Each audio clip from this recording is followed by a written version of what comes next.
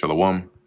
First and foremost, I want to give all praises, honor, and glory to Yahweh, Bahasham, Yahweh Shai, Bahasham, Ruach Kodash. Double honors to the elders and the apostles of Great Millstone, and peace and blessings to the elect. And today we're going to go into the book of Mark, the second chapter. And again, he entered into Capernaum after some days, and it was noised that he was in the house. So word got out that he was in where he was staying over there. And straightway many were gathered together, insomuch that there was no room to receive them, no, not so much as about the door. And he preached the word unto them. So the house was filled, outside was filled, there was no space for anybody. And they came unto him, bringing one sick of the palsy, which was born of 4. He was carried by 4. So he was like had some form of paralysis. So they bring him, right, and they could not come nigh unto him. They couldn't get close to him for the press, being the crowd. They uncovered the roof, right? So when they saw they couldn't get around, they couldn't get through, they went to the roof and broke it up. And when they had broken it up, they let down the bed wherein the sick of the palsy lay. When Yahushua saw their faith, he said unto the sick of the palsy, Son, thy sins be forgiven thee. But there were certain of the scribes sitting there and reasoning in their hearts, Why doth this man thus speak blasphemies? Who can forgive sins but God only? And immediately, when Yahushua perceived in his spirit that they so reasoned within themselves, he said unto them, Why reason ye these things in your heart? Whether is it easier to say to the sick of the palsy, Thy sins be forgiven thee, or to say, Arise and take up thy bed and walk? So which is easier to say? But that ye may know that the Son of Man hath power on earth to forgive sins. He saith to the sick of the palsy, I say unto thee, Arise and take up thy bed, and go thy way into thine house. So he's saying, to show you that I have the power to forgive sins, am I doing this? And now he commands him to stand up, and he stands up. And by seeing the demonstration of that power, they would be able to know truly indeed, if he is able to heal this man, surely he is able to forgive his sins by just the word alone. And immediately he arose and took the bed and went forth before them all, insomuch that they were all amazed and and glorified God, saying, We never saw it on this fashion. So they had never seen it like this before. And he went forth again by the seaside, and all the multitudes resorted unto him, and he taught them.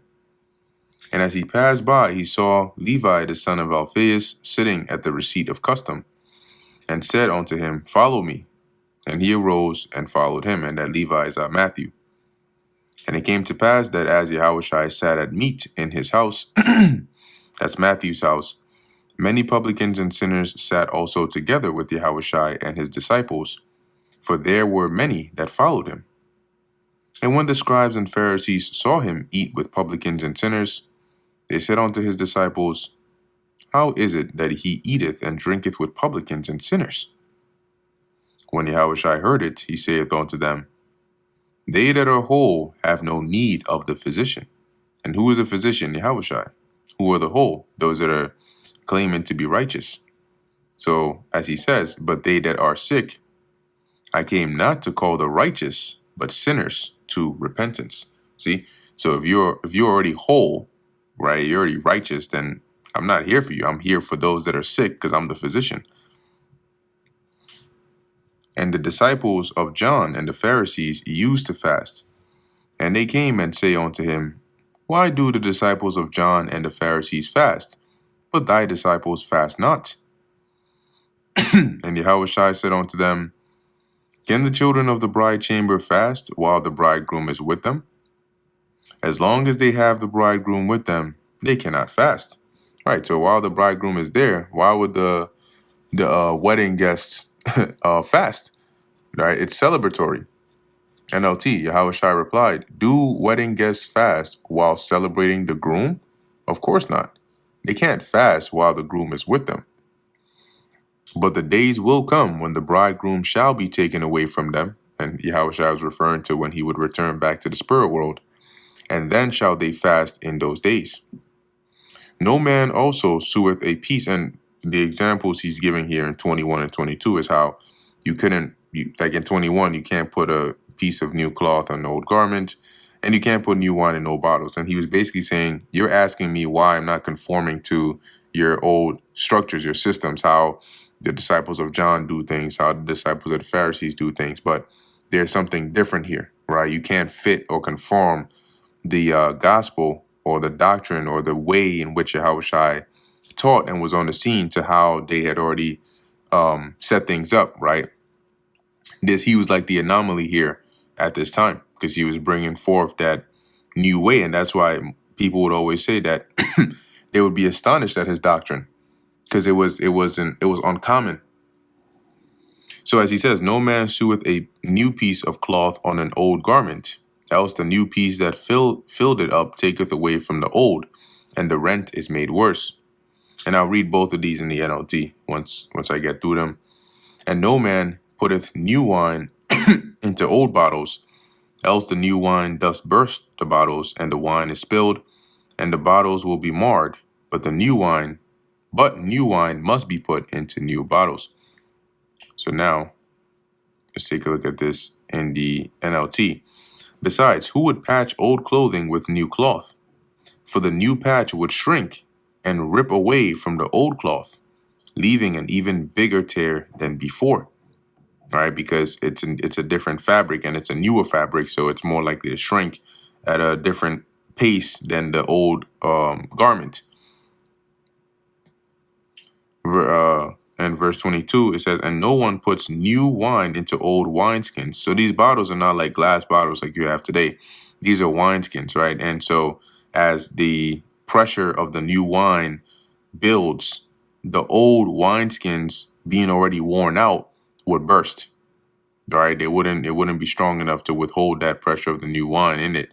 And that's why you have to put, as it says, for the wine would burst the wineskins, and the wine and the skins would be lost.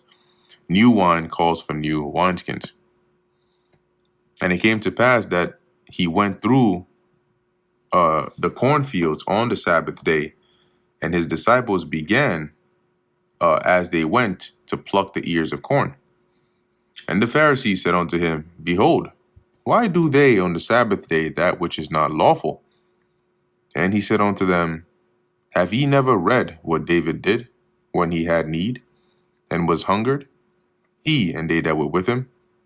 How he went into the house of God in the days of Abiathar the high priest, and did eat the shewbread, which is not lawful to eat but for the priests, and gave also to them which were with him. Right, and when you go into the law, it tells you that only the priests, those that are holy, are to eat of the showbread or the shewbread.